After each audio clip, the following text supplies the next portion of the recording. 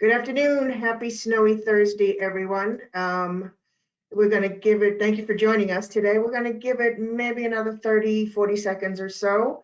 We've got Brendan Stapleton from Fitness Together joining us today to show us some moves and how to move along and get some workout sessions going during your commute time, before your commute.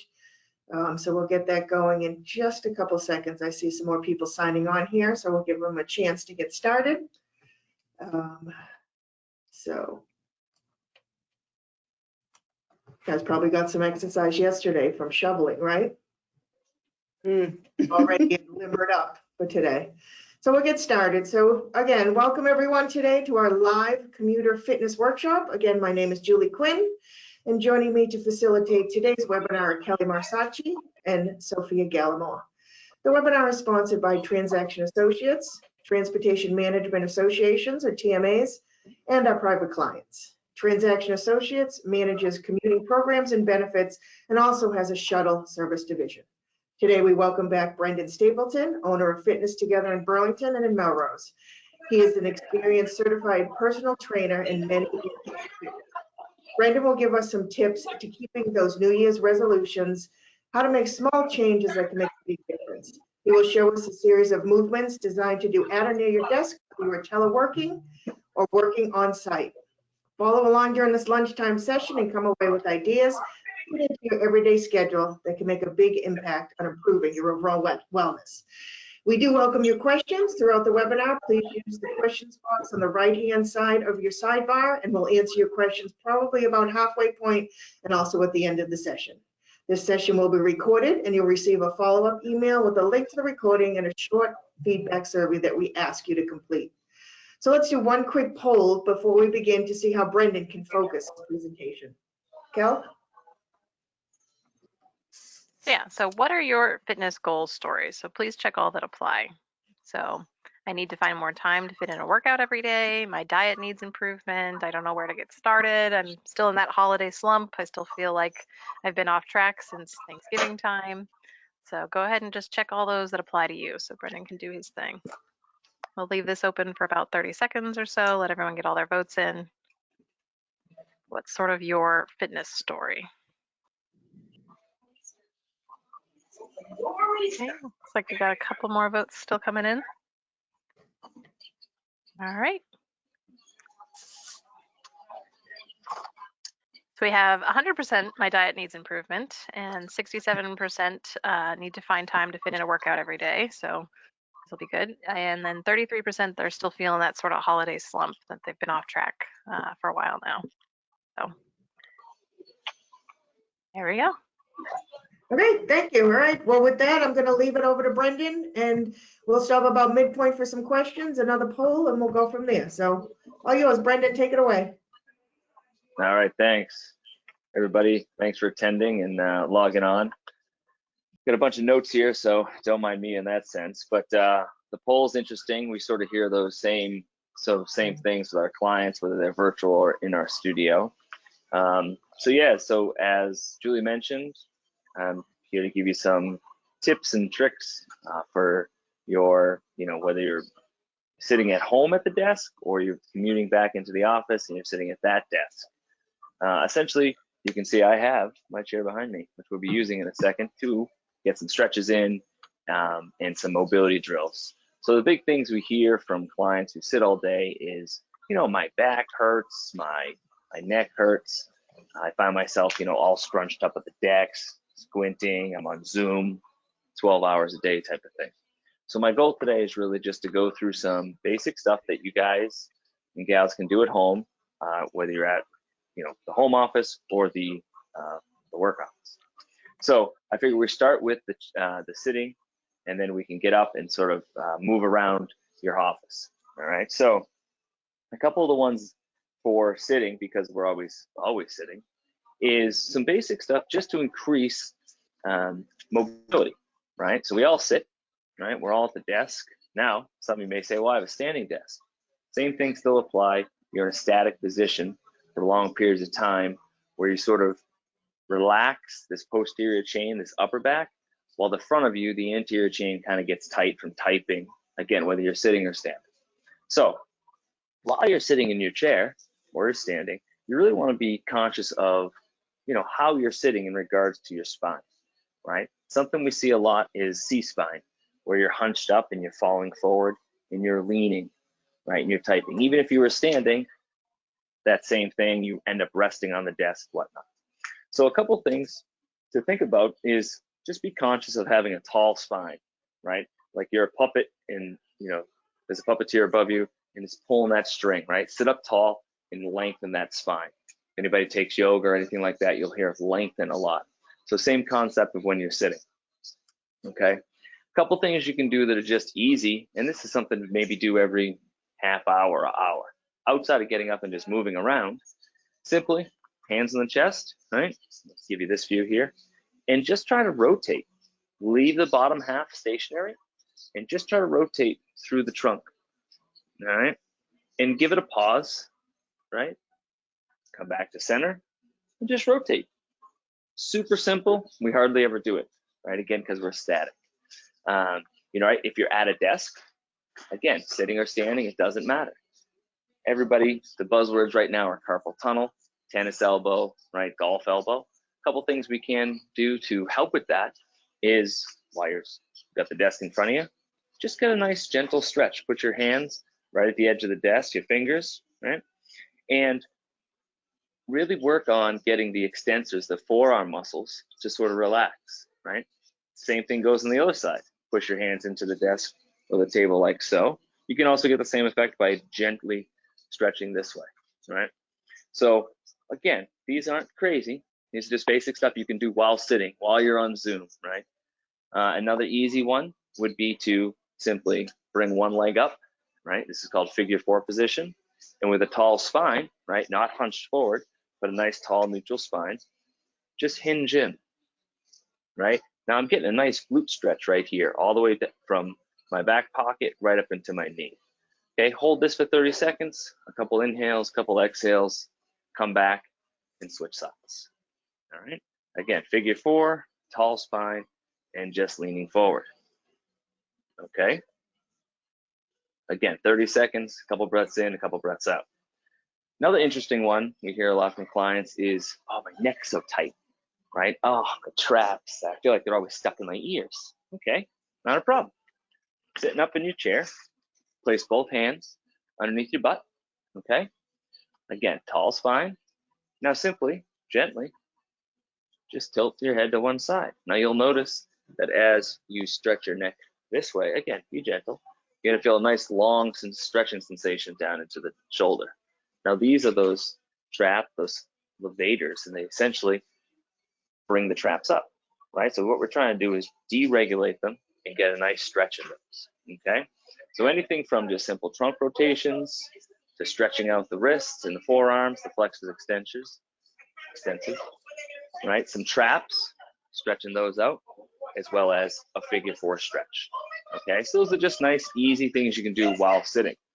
Now, the goal is to move around as much as possible, but we're all on Zoom, so we have short periods of time, and you may not have time to go into the gym or into your home gym.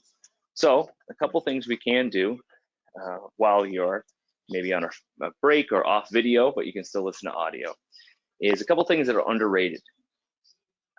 A split kneel stance, so just being like this, is very underrated, okay? Now, just being in this position, okay, really starts to stretch out this hip flexor, okay? So again, tall spine, you're not doing anything, you're just staying in half a kneel. You may feel a sensation, right? A stretch right here without doing anything, from the knee up to your waist, okay? Now, the hip flexor, the psoas, right, essentially starts here, sneaks through your spine and attaches to your lower back, okay? Now, the tighter this muscle is, the more it yanks on that lower back. So it's pretty important, especially after sitting all day, where these aren't really in use, right? Because you're not getting a stretch, they're just getting tighter and tighter, is, again, half kneel, nice and simple, nothing crazy, right? If you would want to engage or increase the stretch, think about just activating that rear glute, right? Squeeze your butt cheek and just shift forward slightly. The sensation will increase, okay? So maybe 60 seconds on either side once you get that minute switch, right? Now I know for me, when I had my right leg or my right knee on the floor, I had no stretch. Now that I've switched legs, I have a stretch on the left side. Now, between training and sitting, I'm up moving around a lot, but I do spend a lot of time, because everything's virtual these days, on Zoom. So I can just tell this left side is a little extra tight. So if I notice that, I might hang out for a little bit more than a minute, okay? So nice, easy way to release some tension in the lower back, as well as open the hips up a little bit, all right? So, oh, another great one, now that I've looked at my notes, is working on some spinal extension, all right? So I'm gonna spin you guys a little bit so you can see the wall, okay? Now this you can literally do anywhere as long as you have a wall, all right? And what I want you to think about, again, as I mentioned before, is we all sit so much, and it's not fun, we know that. And again, if you have a sit-stand desk, that's awesome. But again, you still end up typing, you still end up leaning, right? All your weight's in your toes, right? So everything's forward. So a nice way to sort of lengthen out that spine again, provide some extension, right, opposed to flexion in that thoracic spine, the T-spine, basically from the bottom of the neck, right, down to the lumbar, okay, right? Throw the hands right on the wall. Now you can't be too close, right, but you also don't want to be way back here. So just a comfortable lean, all right, maybe 45 degrees, a little more, a little less, okay? All you're gonna do is bend the knees a little bit, all right? And then drive your hips behind you while pushing into the wall with your hands, right? So now here, I'm feeling a little bit of a hamstring stretch, and my back is nice and flat. Now I can feel this across my lats and that thoracic spine that gets, again, rounded from all the typing. So a nice, easy way to get some relief there. It's just some extension work, all right? Now, the closer you get, the harder it's gonna be, because you really have to access the hamstrings and hips. The closer you get, the more you're gonna feel this. But again, don't start too close. Just keep it back here. Now, an adder to this, right, again, to work up on building up these posterior muscles, the upper back, the rear deltoids, right, is essentially a lift off at the end range of motion. So you're gonna be here, you're gonna get in that same position, and you're gonna go right back into this extension, all right? And then you're just gonna try to lift one arm off the wall. Hold it for a couple of seconds, come back down, and then lift the other arm up. Now you can see my right arm comes up a little more, all right? So then I'm gonna reset, come back to the top, and get right back into this position, all right? So you can do just the T-spine extension by pushing the wall away and driving your hips behind you with a slightly bent knee, maybe 8 to 12 reps, right? And then you're done. Now, if you want to add in those lift-offs, right, just know that's going to be a little more difficult, all right? And again, just bringing that arm straight up, and you're going to feel that all in that upper back, right? We all crave this big stretch where we're trying to get that upper back loose. Oh God, I'm so tight, you know, so stiff from typing. That's a nice way to fix that, okay? Now, another couple of options would be taking the classic doorway stretch and sort of upgrading it or evolving it, okay? So the classic doorway stretch would be you get into a doorway, right? And you might crank on one side, right? And my forearm would be covered by the door.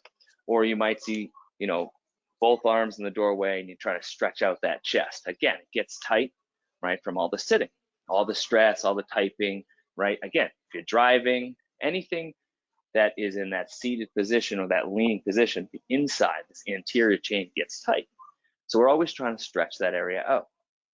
So to sort of upgrade that chest stretch and make it more of a activation exercise while still giving you that stretch, but working again on the muscles, right? Because you're going to feel the stretch, because it's not just static and just hanging out, okay? So one thing I want you to look for before we try this exercise, right, this drill, is when you go and you got the doorway and you drive yourself through, don't crank and flare the chest, okay? Because the more you flare the chest, right, to kind of get more of a stretch, the more you crunch up this lower back, right? goal would be to keep a nice neutral spine and just sink into the doorway, okay? And I'm gonna show you this in the doorway in a second, but I just wanna give you kind of the description first so you can see me do it, okay? So one thing to be aware of is don't flare the chest. Don't crank through the chest, okay? So you're gonna get into the doorway, you're gonna do kind of the old version without the flared chest and just sink into it for about 30 seconds, okay? Then you're gonna come out of it, relax the arms, you're gonna go back in, okay? You're gonna get into that stretch and you're gonna push your forearms and your hands into the wall, into the doorway, okay? And hold it for 5 seconds. You're gonna feel these muscles fire up, okay? We're activating and we're upregulating the tissue, right? Blood flow. You're gonna push into that wall for 5 seconds, okay? Then you're gonna relax and the stretch is gonna get deeper. It's gonna be like a magic trick, okay? Then you're gonna push in again for 5 more seconds and hold it, right? You might feel like you're firing up a little bit. You might see a little bit of a shake in the chest. That's okay, right? And the goal is 5 reps for 5 seconds. In between each set of 5 seconds, that stretch is gonna get a little bit deeper each time, okay? Now, that's step 2, right? We had the 30-second static stretch. Then we have 5 by 5 seconds of activating the chest, okay? This third step is gonna be that same position, okay? You're gonna lean into the wall, and the goal is gonna be to pull your arms off the wall a little bit and let your arms sink, your chest sink in a little bit more, okay? Hold that for 5 seconds, come out of the doorway, and do it again. Try to pull those arms off the doorway and fall in. Now, when I say pull your arms off the doorway, what you're doing is you're activating your shoulder blades, your scapulas, right? Your rhomboids, your spinal erectors, all those muscles that prevent us from being more hunched over, okay? So I'm gonna show you that now, but essentially it's just those steps. So we're upgrading the door stretch. That is such a classic. Everybody hangs in the door and they're trying to, oh, I gotta stretch everything out, right? Because again, you get balled up, okay? So here we are. I'm gonna spin my computer so you guys can see a doorway. All right, so the classic door stretch would be just this, right? We'd just be cranking on one of the arms, or same thing here, and just flaring and trying to get as much range of motion through. But again, we don't want to have that chest flare, right? So we want to keep the ribs down, right? So think of it this way: is if this is your pelvis and this is your ribs, you don't want a scissoring effect. You want to keep them stacked over each other, okay? Because we don't want to crank on the lower back. We already all have enough lower back aches and pains. So you're gonna come in, keep the chest down, 30 seconds, okay? 30 seconds goes by, okay? You're gonna reset, 30 seconds, and you're gonna push into the wall, right? You can almost hear the shaking in my voice. 3, 2, 1, and relax, and then get a little bit more of a stretch. 5 more seconds, 3, 2, 1, and now the stretch is increasing each time because I'm activating these muscles and then I'm letting them relax, okay? The other piece I mentioned would be this way, right? So here's the stretch, right? Pull the arms off and fall in a little bit more, okay? Pull the arms off, fall in a little bit more, okay? And again, when you're pulling those arms off, you're squeezing those shoulder blades together, right? So this is a nice way to activate the chest, the pec muscles, shoulders, upper back, sort of fix some of the issues of sitting and standing all day while still feeling like you're getting a workout, because it does require you to apply effort, all right? So now we're gonna flip that around, all right? I'll give you guys a little bit more of a view here. Get rid of the phone. So this one is quite the challenge if you do it correctly, and it's very easy to build on this exercise. We're gonna use the doorway again, because you guys are at home, and I'm just making this easy, assuming you have no equipment, all right? So this time, the arms are gonna be against the wall here. Remember, the first one was the arms on this side. Now you're here, okay? So now I've got my elbow, my forearms, and my hands. What I'm gonna do is I'm gonna fall back into the doorway, okay? Now, let's be safe about this, right? Let's make sure the wall's secure. You can hold yourself up, right? And if you can't, or you're worried about it, just throw one foot behind you so now that rear foot's holding you up, okay? So you fall into the doorway, and now I want you to use your upper back and those shoulder blades to pull yourself forward. This feels fabulous. My core is activated, my glutes are squeezed, and then I'm gonna drop myself back in, and I'm gonna pull myself forward. You can see I'm not using my hands, right? It's all in that upper back. I can feel that, again, glutes, core, right up the spinal erectors, all my upper back. I've only done 3 reps, and I can feel it. I feel like I've been working out a little bit, like I've been doing bicep curls. I have that feeling of exercise, all right? Because all my body weight is leaning into my upper back. So a couple seconds each rep, and build from 5 to 8 reps up to 8 to 10 and 10 to 12, okay? So now think, we've talked about just some mobility drills in the chair. We've talked about how to sort of upregulate the postural stuff. Getting a little sweaty here from my mini workout, okay? And for some of you that have been on here before with us, but with me, there's a simple, super simple way to sort of reset the shoulders, okay? Again, it's all about combating this technique, all right? So if you're sitting or standing, okay, you're gonna bring your arms out to your side, palms down. Now watch the shoulder. I'm rotating my whole arm upward, including the shoulder, right? I am not just flipping the hand over. So roll those shoulders back, palms up to the sky, all right? And then I'm gonna just let those arms come down. Now, for those of you doing this in a chair, right? Scoot close to your desk now. Those of you doing this standing, step into your desk. Pivot from just the elbows, right? So bring the hands in to your keyboard, right? So you gotta be close to the desk, keyboard's gotta be close to you, right? This is great positioning, right? This is great posture. So when I was saying neutral spine and lengthening it, yeah, sitting up straight is great, but constantly just pulling the shoulders back isn't gonna help, right? We wanna reposition the shoulders. So again, whether you're sitting or standing, it's a great little drill, okay? To make it feel like you're not a slouch at the end of the day, right? Because the more we hunch over and slouch and just spend time sitting, the worse we feel at the end of the day. So you're gonna be here, you're gonna rotate those palms up, let the shoulders come with them, bring the arms down to the side, and then just swivel the hands in, right? Once you do this, you'll notice like it feels like your shirt is tight around your chest. Well, that's because the shirt followed your shoulders. So all you gotta do is just kind of fix the shirt a little bit, and you'll realize how straight you're sitting up. The closer you sit to the desk, the less you reach and slouch, all right? So anything from just simple mobility drills like trunk rotations while you're in a chair, right? To figure 4 stretch, to stretch out that glute and that piriformis, right? Again, tall posture, you're hinging forward, right? Anything to fight that flaring chest effect when you're in the doorway, to the upgraded wall stretch, right? Where you're activating the pecs and your upper back, to that falling back through the doorway and pulling yourself forward with your upper back. All those things would go such a long way in combating your breathing, right? Your breathing will get better because you're more upright, right? Your posture will look better. You'll notice things just fit you better just from the fact that you have the right muscles doing the right things, right? As we age, this side of us, triceps, upper back, they just get more and more stretched out because we don't use them as much. So anything we can do to open up this tight area, especially for people with heart concerns, the tighter the chest muscles are, typically leads to higher rate of heart or heart attack issues because everything's so balled up and tense. So anything we can do to open this up, lengthen the front side and strengthen the back side, not including your backside, but just the backside of you, will go a long way in terms of just how you feel, how you sleep, how you breathe.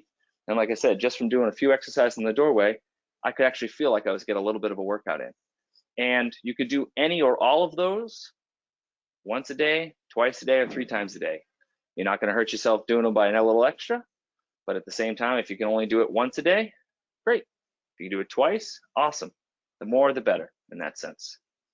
And I think that might be my list of some easy at home or at the office desk drills you can do. So back to you, girls. And then I think we do have a couple questions, if that's okay, Sophia. Yeah, we do.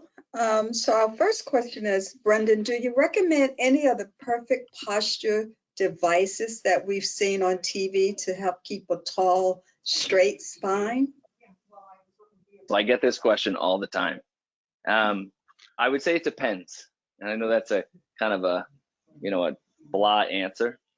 The goal would be to not fall to the device, right? Fall back on the device, right? Some of them, kind of alert you when you're slouching or like give you a little vibration or tingle. Now, that'd be great, but you sort of get in the habit of it's one more thing you need in your day to do, remember to charge, to plug in. Oh goodness, I'm in the wrong office. I don't have my thingamabob, right? So the goal is to make it more about just being mindful and recognizing the fact that if you've been sitting a bunch, getting in that half kneel position and stretching out the hip flexor would probably be more beneficial than a tool on TV, just because again, it keeps you more mindful and less dependent on an object. Okay, thank you. When you were doing the doorway exercise, what's the breathing technique that you should use along with that? Or is there one? Oh, definitely. Great question. So most of us are neck breathers, right? Which sounds weird. We breathe through the chest and the neck, right? A lot of it, if you were to watch yourself breathe, your diaphragm, you don't see any of what's called belly breathing happening, right? And it's sort of a trained bias from when we were kids. When we go to the doctor, stethoscope, and they say, take a big breath in, Brendan. And what do you do as a kid? Imagine the 7-year-old teeny version of me, right? And you're trying to get the big breath so the doctor can like hear that because he wants to make sure your lungs are clear. But what he's clearing the lungs, but now we're mentally always thinking we breathe through here. So the goal of anything is in through the nose, out through the mouth in regards to getting that diaphragm activated, right? So when you're doing the doorway stretch, just gentle, nothing crazy. You don't need to have a long exhale or inhale, but just in through the nose, out through the mouth, right? That goes for diaphragmatic breathing or belly breathing, right? If you're into yoga, or positional breathing, if you're trying to fix back pain, right? It's one hand on the chest, one hand on the belly button, in through the nose and out through the mouth, and be cognizant of which hand rises. The goal is to get the bottom hand on the belly button to rise and minimize the chest rise, because as we breathe through here, everything comes up into that neck, and the tenser or more stressed you are, the more the posture suffers. But for the doorway stuff, just in through the nose, out through the mouth, and just think about the time. Okay, all right. And one more question. Do you recommend these same exercises that you just went through? Do you recommend them for kids who are learning remote? And, because they're sitting at their device all day as well. Yes, fantastic question. So we've actually been translating some of these different, mobility drills and stretching drills and activation drills into sort of the childhood workplace, which is now could be the bedroom, which is crazy because they just, sit poorly on the bed. But yes, the shorter answer is any of those things would be great for the ones learning, remotely and virtually from home. And just, again, practice makes perfect, and slow, small steps, and once a day would be great. Add it in at lunchtime too, even better. Okay. And one more question. Sorry. Do you recommend like drinking a quart of water before you start exercising, or, break it up and then drink some more? What's your take on the amount of intake of liquid? So easy rule of thumb would be half your body weight in ounces of water a day. Just clear water. Coffee and tea don't count, even though they're basically water. Just clear water. All right. So I'm about 200 pounds. So my goal, kind of like my stretch goal, if you will, would be 100 ounces a day. Now, if you put that in correlation to a gallon of water is 128 ounces. I'm trying to drink 100 ounces of water. So if you look at it in that world, you're like, oh my goodness, I've got to drink a whole gallon of water today? No, of course not. That would be optimal. So I always recommend is space your water out, but sort of plan it, right? Like I know when I wake up in the morning and it becomes a routine is I'm in the kitchen before I leave for work, I just have a glass of water, right? It's a little pint glass, it's probably 12, 16 ounces. And then when I get to the studios or my office, Everybody's got cool Swell water bottles. So they've got the, the car holder water bottle. Everybody's got water bottles. So my goal is to fill that up 2 or 3 times during the day. And that's it. So it's just spaced out. It doesn't seem like such a big rock to have to be like, oh my God, a gallon of water is too much. But yeah, space it out through the day. If you had one in the morning, a glass of water where you're at your desk, and then a glass of water after every meal throughout the day, you'd probably be in great shape. But I will say, try to stop drinking water a couple hours before you go to bed, so you're not up all night trying to pee. Okay. Cycle. Thank you. I think that's it for right now, Julie. Questions? Okay, Cool. thank you. We do have another poll, and then Brendan's going to talk about some small changes and tips to make it easier to achieve your goals. So Kelly, if you want to launch the second poll. Yep. So what roadblocks / obstacles stand in your way of self-care? So again, check all that apply. Do you feel deprived? You don't have motivation to work out? Your schedule's too busy? You don't know where to get started? You have way too many bad food choice temptations? Again, we'll leave this open for about 30 seconds, let you guys get all your votes in.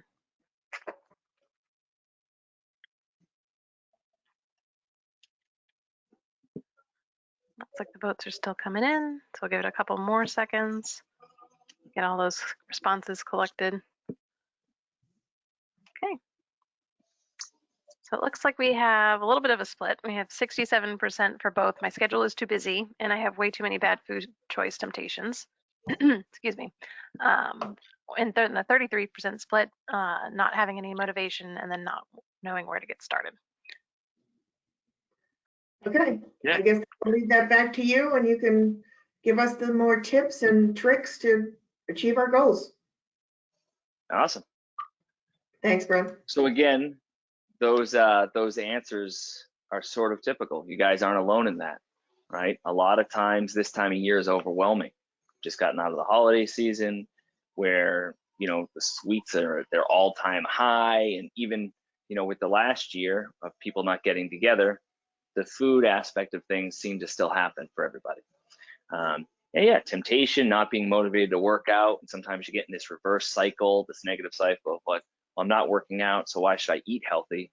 Well, it's not going to make a difference. Or if I, don't work out today and I had something bad, right? And it's almost this regression or cycle of like talking yourself out of something. So you guys are definitely not alone in that. We hear that all the time. Most New Year's resolutions fail.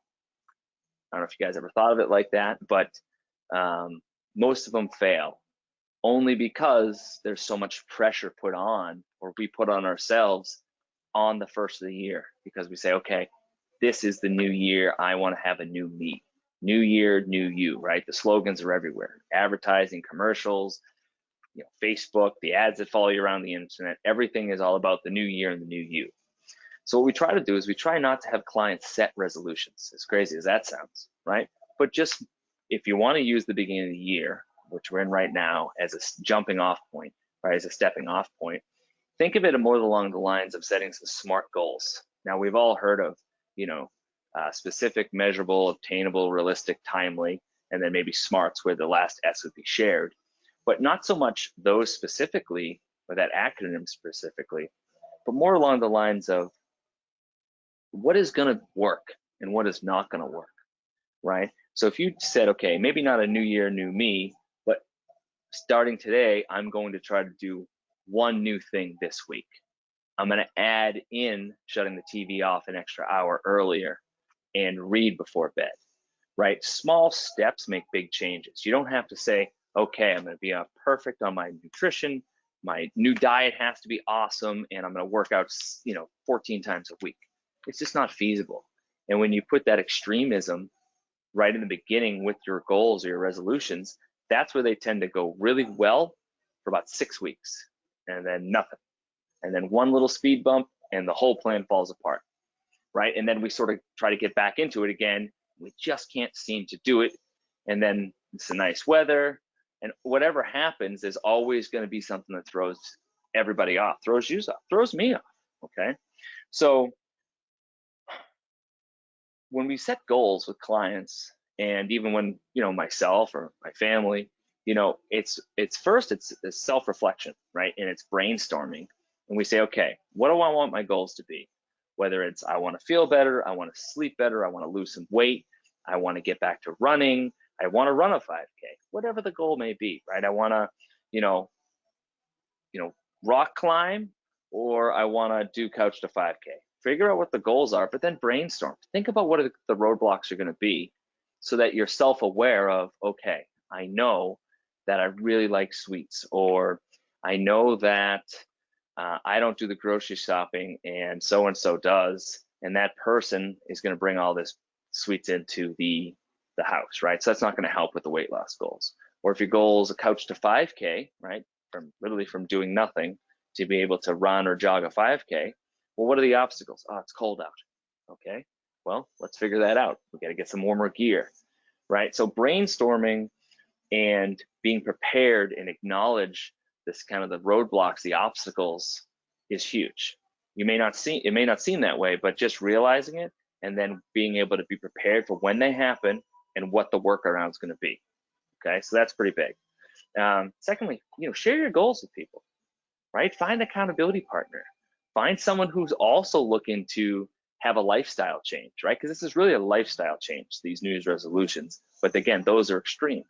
So, again, if it's a couch to 5K, if it's eating healthier, right? Share the goal with someone. Find an accountability buddy.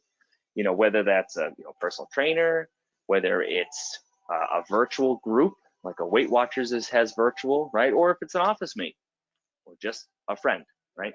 Share the goals, ask them to help you keep you accountable, right? You're giving someone permission to check in on you. Mrs. Johnson, how's that going? How's the lifestyle change? Are you getting more sleep so you feel more rested in the morning and you're less susceptible to sugars? Well, I am getting better sleep, Brendan. Thanks for asking, right? You want to have someone to help you, because doing everything by yourself and not telling anybody is sometimes hard. And we simply let ourselves off the hook that way as well, because if no one knows the goal, it's much easier to be like, no, I'll start that next week. But if someone knows, they're going to stay on you, and vice versa. Very helpful in that sense. Another big thing we try to talk about is self-compassion, right? Give yourself a break, right? The negativity or the self-criticism, that doesn't help, right? So know that you're human. So as you're setting goals and lifestyle changes, think about being kind to yourself, right? Don't give yourself that, that negative pep talk in that sense. Kind of a fun thing that we tell everybody is you can't really screw this up, right? You don't have a deadline of tomorrow, right? You want it to be timely, you want it to be realistic, but if your goal is to lose 20 pounds, I mean, it's okay if it's one day past the date you thought it was going to be, right? There's no one that says, oh my goodness, you had a little something bad to eat or an extra glass of wine or dessert, the world's over. No, of course not. Take yourself out of the situation and think of a grade schooler who's struggling with math or a second language, right? What do we tell them? Keep working, keep practicing, you'll get better, it will get better, it will get easier, right? Just because the 6th grader or the 7th grader does poorly on a test, right? That's not the end of it. No, get right back in there. Same thing with sports when, people are young. Same thing with riding a bike, right? Dust yourself off, get back on the bike and try again. It will get better. So the same thing goes with any lifestyle change. Again, weight loss, increasing sleep, right? Some nights you stay up a little later. Nope, it's okay, right? Tomorrow I'm going to get right back on the horse in that sense. But don't worry, you can't really screw this up in the sense that it's you, right? So as long as you stay true to yourself and you acknowledge that there's going to be some speed bumps, things will be much smoother. Another common phrase that, we hear all over the place, or at least we hear inside the studio a lot, is if you get a flat tire on the highway, you don't pull over the side of the road, get out of your car and slash the other 3 tires. No, call AAA, you call for a ride, you fix your tire, your whatnot. Again, if you fall off track, a bad meal, you didn't go for the run, you didn't go for the walk, you didn't wake up super early and work out like a crazy person before work, that's okay, right? Continue on with the routine that was previously set, that you previously had thought about in that sense. So think about breaking down these big lifestyle adjustments into smaller goals of say 90 days. Break them down from 90 days to monthly, and then monthly to weekly. Small little changes will make a big difference. You know, the 80-20 rule, right? You're good 80% of the time. You're working on your goal 80% of the time. But 20% of the time, maybe you fall off a little bit, right? If someone says, oh, I really want to start working out. Okay, well, don't plan for 7 times a week. That's too much, right? We're not in the military. Maybe shoot for 3 times a week. Now you still have 4 other days there. Now you become more motivated to go for a walk or whatnot. But at least if you set it for 3 times a week, you can always increase it to 4. But if you started, I'm going to work out 6-7 times a week, and you regress it all, now you feel like a failure, right? So try not to set yourself up for failure in that sense too. You know, if you could get 1% better every day towards your goal, at the end of the year, you'd be 365% better, right? That goes across the board for anything, right? So 1% better a day is much easier than trying to be perfect every day, right? So build some momentum, you know, get that routine, be happy that you're working towards the goal, opposed to being bummed out that you skipped a walk, or you didn't make the workout, or you had a piece of dessert, right? Or a piece of birthday cake, or, you know, an extra glass of wine, or whatever it may be. Don't beat yourself up over it. Just get right back on the horse and keep going, right? And it'll be much easier if the goals are shrunk down to micro, opposed to these giant macro goals, or even annual plans that don't have any light at the end of the tunnel, all right? You know, the saying is when's the best time to plant a tree? 20 years ago, second best time is today. So, you know, don't beat yourself up for not doing it last year or not doing it yesterday. Just simply start today and just 1 foot forward. Just keep moving in the right direction, right? We know there's going to be uphill battles, but whatever the goals are, right? Plan what is going to be the obstacle that gets in the way and what you can do to avoid it or work around it, because it is going to happen. Share, you know, your plan with somebody. Get an accountability partner. And then really remember, be kind to yourself, right? We always talk about being kind to everybody else, but have some self-compassion. You know, don't let yourself get into the negative talk cycles, okay? See what else I wrote down here. Yeah, it's never going to be perfect all the time. Just know that. If you know that going in, the 80-20 rule, again, 80% great, 20%, could have been better, right? But just think 1% better every day in regards to how to break the goals down. Go from big to small, and then all of a sudden, all these small things get done, and then you look back and you say, I lost 5 pounds. I can do that again. Or, last week I worked out 3 times. I'm going to do it again next week. Or, wow, I'm almost at the end of the new book, and I have no idea what's happening on whatever TV show everybody's watching, right? So give yourself a pat on the back when you do succeed, right? Don't let yourself off the hook for the 20% of the time. Know that you got to keep moving, but self-compassion is a big piece of the pie that a lot of times we don't give ourselves enough of in that sense, right? So that's sort of that in that sense. But some interesting tips I can try to give you that some of you may have heard, some may not have heard. But there's a buzzword that goes around called meal prep, right? And we see all these crazy things advertised on the TV and the radio and all these meal services you can order. That's great. That is meal preparation. But having a plan for the week would be my meal prep, knowing that what I'm going to have for lunches and what I'm going to have for dinners, so that I know what's in the refrigerator. I also, when I'm looking at what my wife and I, my family, we're going to have for the week, we sort of plan of what happens to our mood and our energy before each of these meals per se, okay? So think about it in this sense. If you know at the end of a work day, you're super stressed out and you're also hungry, right? Something cold is probably not going to be tasty. Like, you know, a yogurt, right? So maybe find a warm, healthy snack, right, that you can enjoy at the end of a stressful period, right? Maybe save the yogurts or the cottage cheese or that type of cool snack for early on in the day when you're not overly stressed and the workload hasn't been fulfilled for the whole day. The other thing I always tell people is when you go food shopping, right, we know to avoid the snack aisle. But let's take it one step further. If you have sweets in the house, and that's an issue, right? Someone's buying those sweets, whether they're being dropped off at your doorstep or you went to the market and got them, okay? Well, when you go food shopping is a huge factor in what you buy, all right? So not only are you trying to meal prep and think about what you would want at certain times during the day that would give you the satisfaction so that you're not still mindlessly eating or still hungry, right? But also when you physically go to the market. So if sweets are an issue or chips are in the house, you're like, oh, I wish I gotta stop buying these chips. I gotta stop buying these cookies. Go food shopping in the morning. Go before work, right? The market's open. Shaw's, Market Basket, Wegmans, Roach Brothers, Stop and Shop, wherever you go. They're open at like 6:30 in the morning, 7 o'clock. No one goes food shopping at 7 in the morning and says, ooh, look at all these cookies. I'm gonna buy ooh, chip. No, nope, doesn't happen. We feel great in the morning. We're more energized. So when we go food shopping in the morning, we're gonna be more apt to buy more vegetables, better healthy lean meats, and have a plan. Going at night, again, when you're tired or hungry, not a great idea.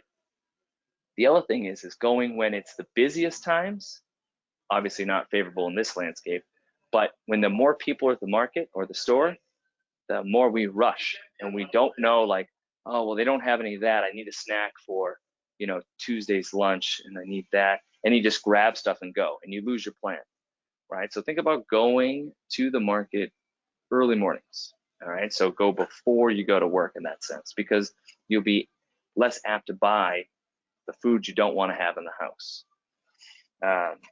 When you're thinking about these goals and what you want to achieve, is think about who's had success in your life, friends, family, who's had success doing what you want to do.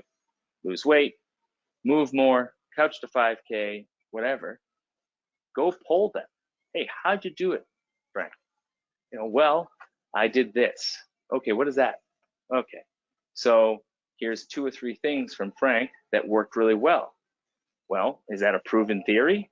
Yeah, he slept more. He went for more walks, right? He moved around during the day. Maybe he went food shop in the morning, so he wasn't buying as many cookies or chips, right? So lean on others that have had success, right? Don't try to reinvent the wheel, and don't try to just jump into an extreme diet, right? Because diets are always going to be around, and there's so many diets because none of them truly work long term, because it's a system, it's not a learned lifestyle. One of the other things we see all the time is folks will ask us, well, what happens when I order out? I'm not going to restaurants, but boy, do we get takeout a lot. Okay, so what's your takeout? Oh, we get pizza. Okay, where do you get pizza? Oh, I get Pizza Works right over here from Kenny at Pizza Works in Burlington. Okay, well, did you look to see if they had a healthy menu? Now, I know the answer to this because we have a Fitness Together menu there, right? So there's all sorts of healthy options. But most of the time, no matter where it is, I'll say, do you look to see if they have a healthy menu option online? The answer is usually no. I say, okay, so maybe they don't have one, but good news is they have salads. So if you're getting pizza and you're gonna eat pizza, that's fine. I ate pizza last night, it was fantastic. But if you're worried about pizza being where you're going or people getting takeout, have a salad before you eat the pizza. Get a little full, get all the good stuff in before you have the slice of pizza, right? Or have a slice of pizza with the salad, right? So don't think just because you're getting takeout or you're worried about having that sort of food in the house is going to be awful. No, it's fine. 80-20 rule, right? 80% of the time you're good, 20% of the time you're not so great. Now that's okay. Have a slice of pizza or 2, but pair it with a salad and make sure the whole salad goes down as well as a slice of pizza, right? Because if you're just doing salads 24/7, 6 meals a day, at one point you're just going to snap and then you're going to eat the whole pizza. There's a funny fitness joke in there about fitness and the whole pizza in your mouth. But another option is when you go, if you're getting coffee, right? Like right over here, Coffee Shop True North, we have, Fitness Together approved smoothies. Well, those exist in other places too, right? So if you're going to get coffee, don't think about reaching for a drive-through sandwich, or even if you're working from home, you just run out for coffee, right? See if that menu has smoothies. See what the smoothie's made of. Oh, it's fruit, protein, and almond milk. Great, right? That's an easy way to supplement the kind of like the need for caffeine because typically when you need caffeine, you're tired. And what happens when you're tired? You typically eat anything because you just need some sugar, you just need some sustenance. So look at menus when you go places. Again, ordering out or takeout, grab a salad. If you're going out for a coffee and you're tempted by a donut or a breakfast sandwich or a bagel, see if they have some healthy options. You know, think low sodium, right? So you don't retain as much water, but look for smoothies, look for those type of things, takeout menus, coffee places, to be able to help add in some healthier options throughout your day. Couple things that are super underrated: walking, more sleep, water, and vegetables. Very underrated. A lot of people say, oh, I don't like vegetables. Well, you like some vegetables, I'm sure you'll find some. But go for a walk, try to drink more water, and try to get more sleep. If you're sleeping, you're resting, your body's repairing, you cannot consume calories while you're sleeping. Okay, that's an easy way to that. But those are very underrated options. Walking, sleeping, right? Two huge things that most folks don't focus on. And I'm not talking about a 5-minute walk. Start for the 5-minute walk, build up to a 10-mile walk, hit the mile, right? And then slowly build those walking miles up. But if you can get outside 30, 45 minutes a day, 3-4 days a week, and just a nice long, brisk walk, fabulous health benefits, de-stress, clear your head, burn some calories, increase digestion. One thing I do want to hit on is I gave you guys some ideas of, activation, mobility, workout drills, whether it's the chair or the doorway or being in half knee, all stuff like that. But in regards to home equipment, this is another big question everybody's been asking me this about 2020.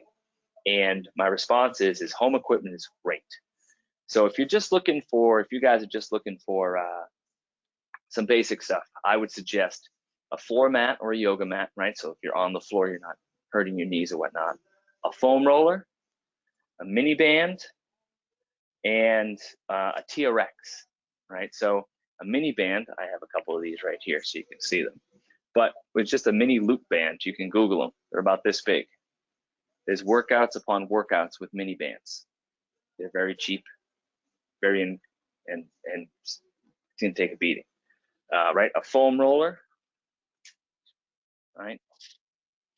Okay, and then a TRX. Now the TRX is interesting because it's a multifaceted piece of equipment. You can stretch on it, you can do range of motion exercises, or you can do a full-blown workout. All right, you can attach it to a doorway, you can attach it to a tree limb, you can anchor it to a wall, you can anchor it to a ceiling. Again, low budget, but you can do a ton of them, a ton of things with it. And this is a TRX, okay? It's a suspension trainer with a couple of handles, full body workout. You can anchor it to a door. They have door kits, and there's plenty of workouts. And those foam roll, the miniband, and the TRX would last you, and a floor mat will last you forever, right? You can beat them up. If you're looking for machines, I would say do your research, right? Knee considerations or lower back considerations. I think having a machine that does more than just walking on, like an elliptical, is very helpful, right? Because you get more of a full body workout, a lot of varied resistance and speeds. Assault bikes, yes, I said assault and bike together. It is a new take on an old school Airdyne bike, where you sit on a regular seat and the arms and pedals move opposites. So you're moving the right arm with the left leg and vice versa. But you can get a whole body workout on that thing in 5 minutes, right? Just increase the intensity. Right, again, it's a bike. I ride one all the time and just put my TV on in front of me, my headphones in, and I'll watch an episode and I'm on the assault bike. Elliptical, assault bike. My other favorite is a spin bike, okay? Spin bike, got an iPad, a computer, phone. You can download an app. There's plenty of free apps. There's plenty of paid apps out there. Peloton is a big buzzword right now. Right now, they have all sorts of equipment. Well, you don't necessarily need to go out and buy that equipment, especially if this is something you're just getting into. A spin bike, or if you have a treadmill, download the app. I think you get 30 days free before you have to buy it, and you get some classes right on that. But don't feel that you have to go out and buy the big, crazy, expensive equipment. If you have any of those three, more than enough. Again, I like to be outside walking, even in some of the snowier weather. Throw a pair of boots on, be careful, but get out there and get some fresh air. In regards to buying some of the big pieces, like the elliptical, the assault bike, a spin bike, anything of that nature, obviously, right from the manufacturer, right? Go online, Google it, but also check Facebook Marketplace. A lot of people have either decided they're not using it and they're just looking to get rid of it. People are moving, right? There's a lot of stuff on Facebook Marketplace and Craigslist for sale right now for numerous reasons. So check those out, especially giving you comparison prices, so you don't have to necessarily go out and buy something brand new if you can find something that's gently used and you can get it at a reduced price, especially where you're just starting out and you don't know if this is going to be a full-time passion of doing cardio or something like that at home. But I definitely suggest, a foam roller, a mini band, a floor mat, and a TRX, and the world's your oyster type of thing. It's you can do tons of great stuff. Wow, Brendan, you're good. Thank you. Those were huge tips. I'm definitely going to have my high school student watch for the stretches to do while he's sitting there on his iPad all day long. So I think Awesome. we have one more poll. Yep. And then Sophie is going to tell us a little bit about e-commuter. So go ahead, Kel.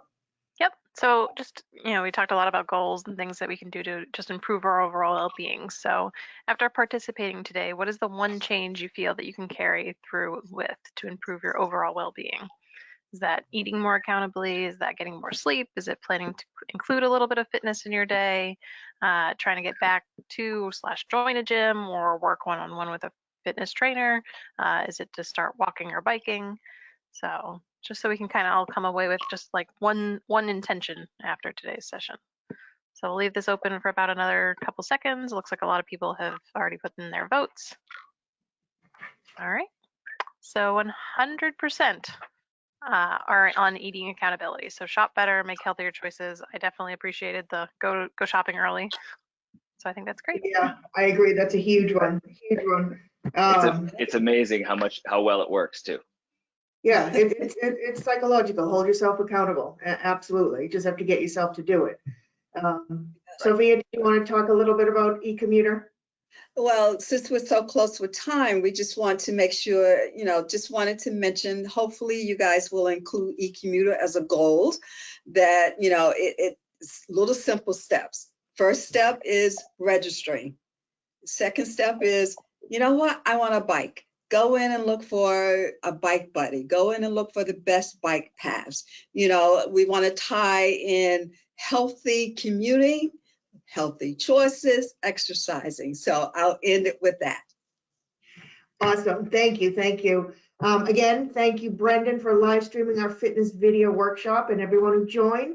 My name is Julie Quinn. If you have any questions, you can reply to the email that you will get at the end of this survey. And Brendan's Fitness Together studios are conveniently located in Burlington and Melrose. For individual questions or to schedule a personal session with Brendan, his contact information is on the slide here, and it'll also be in the follow-up email that you will receive. If you mention this webinar, you can receive a free mini session, which you'll be able to test out the different services offered at Fitness Together. So small steps, guys, small steps. It takes a village. So please email for additional information about future webinars. And thanks again, everyone. Have a great day. Thank you, guys. See y'all soon. Thank you. Thank Bye-bye. you. Bye-bye.